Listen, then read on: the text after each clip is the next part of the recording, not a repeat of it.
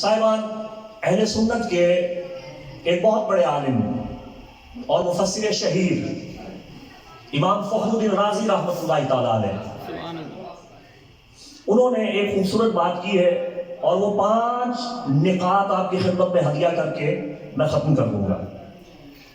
امام فخر الدین رازی رحمۃ اللہ علیہ فرماتے ہیں کہ اللہ تعالیٰ نے اپنے پیارے محبوب رب دو جہاں، قاسم علم و عرفان، ماہی ظلم و طغیان، راحت قلوب عاشقان، سرور سروران، سید الانبیاء محمد مصطفیٰ صلی اللہ علیہ وآلہ وسلم کو 5 ایسی خصوصیات دی ہیں جن میں ان کے ساتھ ان کی اہل بیت کو بھی شامل کیا ہے۔ پہلی خصوصیت امام فخر الدین رازی رحمۃ اللہ علیہ تفسیر کبیر میں بیان کرتے، اور اسے علامہ ابن حجر مکی نے نقل کیا ہے سوائے کے محرکہ میں۔ فرماتے ہیں کہ سب سے پہلا تعلق سلام کے ساتھ ہے۔ جس طرح اللہ کے نبی پر سلام ہے، ٹھیک اسی طرح نبی کی آل پر بھی سلام ہے۔ اللہ قرآن میں فرما رہا ہے یا ایھا الذین آمنوا صلوا علیہ وسلموا، اے صاحبان ایمان درود بھیجو نبی پر اور سلام پیش کرو۔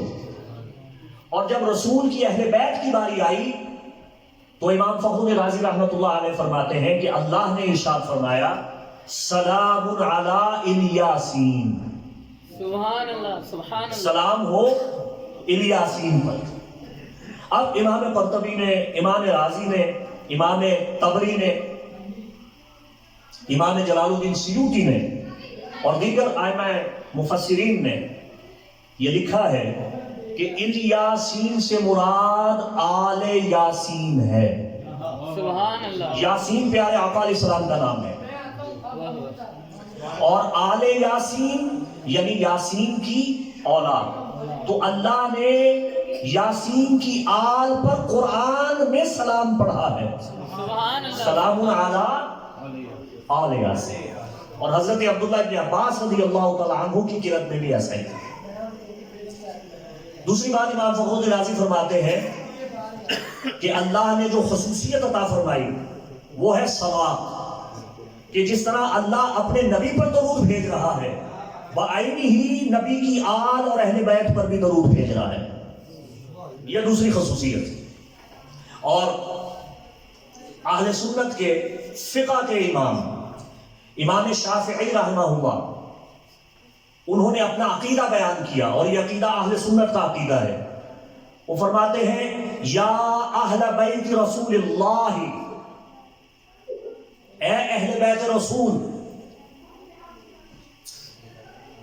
حبکم فرض من اللہ فی القرآن انزلہ، اللہ نے تمہاری محبت کو قرآن میں واجب قرار دے دیا ہے۔ سبحان اللہ، کفاکم من عظیم القدر من لم یصلی علیکم لا صلاۃ لہ، اے اہل بیت رسول آپ کی شان میں اتنا کہہ دینا ہی کافی نہیں ہے کہ جو آپ پر درود نہ پڑھے اللہ اس کی نماز قبول نہیں فرماتا۔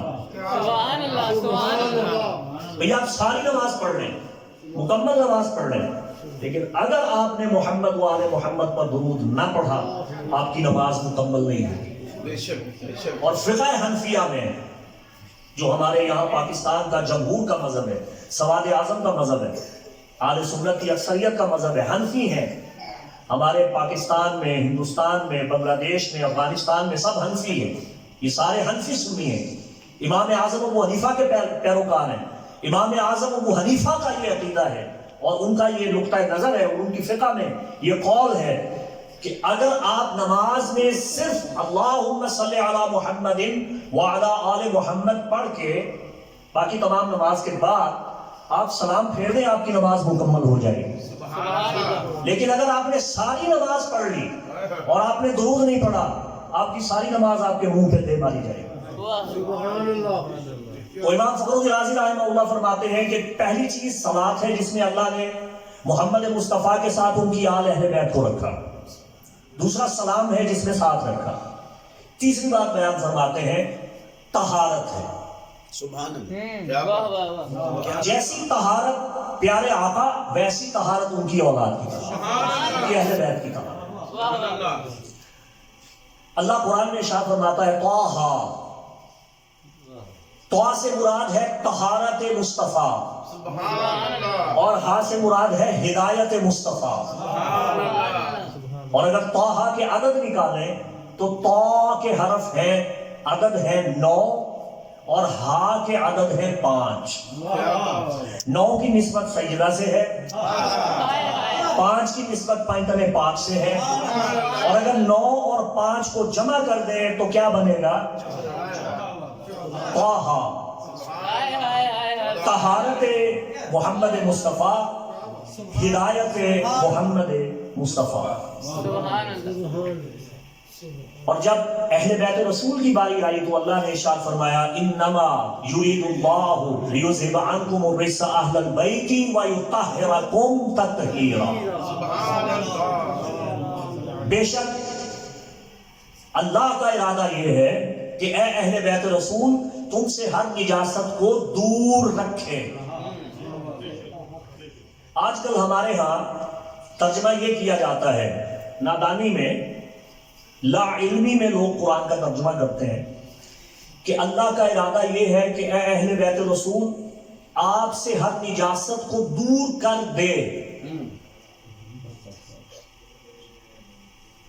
کشف محجوب شریف میں حضور داتا گنج بخش علی حجویری رحمۃ اللہ تعالی علیہ میں لکھا ہے، داتا صاحب سرکار لاہور والے، آپ فرماتے ہیں کہ اللہ نے ازل سے محمد مصطفیٰ اور ان کی اہل بیت کو پاک رکھا ہے. طہارت اہل بیت ازلی اور ابدی ہے، ہمیشہ سے ہے، ہمیشہ رہے گی. جب سے اللہ کا ارادہ ہے اور جب سے اہل بیت ہے اور جب سے اہل بیت ہے تب سے وہ پاک ہے. ایک لمحہ، ایک سیکنڈ کے لیے بھی، ایک سیکنڈ کے کروڑویں حصے کے لیے بھی کوئی نجاست ان کے قریب نہیں آئی تھی. یعنی ایسا نہیں ہے کہ نعوذ باللہ آیت کے آنے سے پہلے وہ پاک نہیں تھے. اللہ نے آیت اتار کے، حکم دے کے، ارادہ کر کے پھر ان سے نجاست کو دور کیا. نجاست پہلے تھی، ایسا ہرگز نہیں ہے. داتا صاحب نے وضاحت فرما دی، آپ نے فرمایا وہ کبھی بھی ناپاک نہیں تھے. اس لیے اب اس آیت کا درست ترجمہ یہ ہوگا کہ بے شک اللہ کا ارادہ یہ ہے کہ اے اہل بیت رسول آپ سے ہر نجاست کو دور رکھے. تو جس طرح رسول خدا پاک ہیں بعینی ہی ان کی اہل بیت کو اللہ نے پاک، طیب اور طاہر رکھا ہے. بے شک. چوتھی بات امام فخر رازی فرماتے ہیں کہ محمد مصطفیٰ کے لیے صدقہ زکوٰۃ حرام ہے.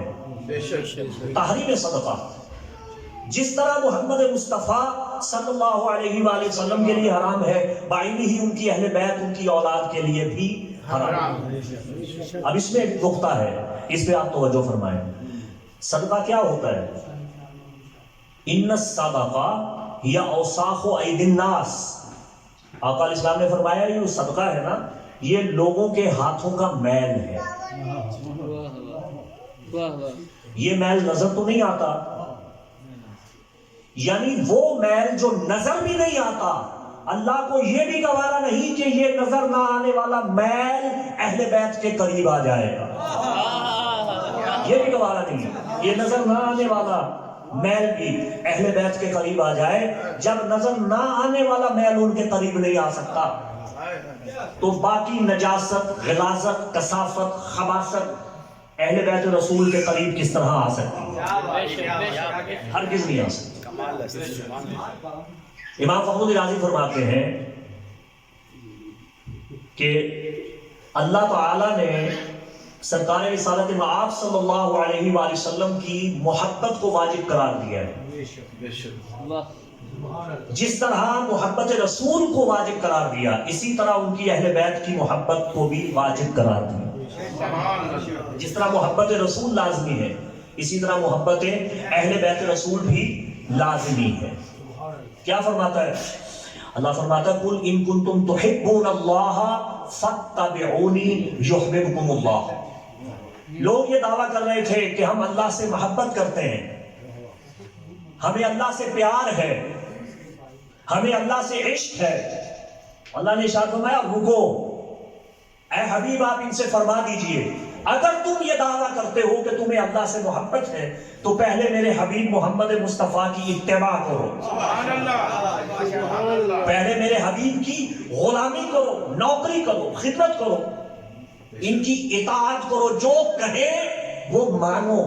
اگر تم نے میرے محبوب کی اتباع کی یحببکم اللہ، پھر تمہیں مجھ سے محبت کرنے کی ضرورت نہیں، میں اللہ خود تم سے محبت کروں گا.